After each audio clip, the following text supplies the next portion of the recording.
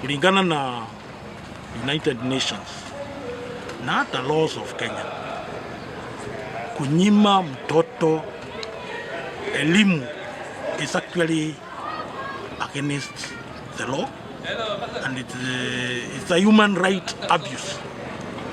Kwa hivyo hao watoto wote tunataka UNICEF ile ina support shule hizo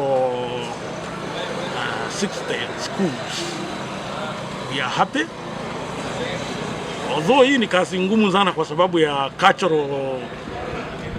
cultural activities and cultural beliefs here. Lakini naona tutaendelea na tutapita. Kwa hiyo mwaka mzima na hata wakituongeza mwaka mwingine wale tutarehabilitate labda wale walipata mimba, wale wanachunga ng'ombe na labda wale wamekosa kwenda shule kwa mambo ingine kama the sprouting of urbanization. Urbanization here in Tana River is becoming a problem.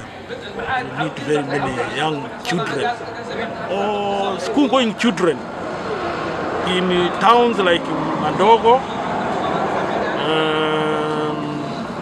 Hola, Garsen, and some going as far as Garissa kuandikwa hii kazi ya house girls and going to Malindi.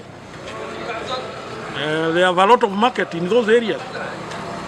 So ile mambo tumesema hapa tutafanya, nafikiri tutashikana sisi zote, interior, children's department, hata koti na lingine police, tutashikana pamoja ili we make sure hao watoto wamerudi shule.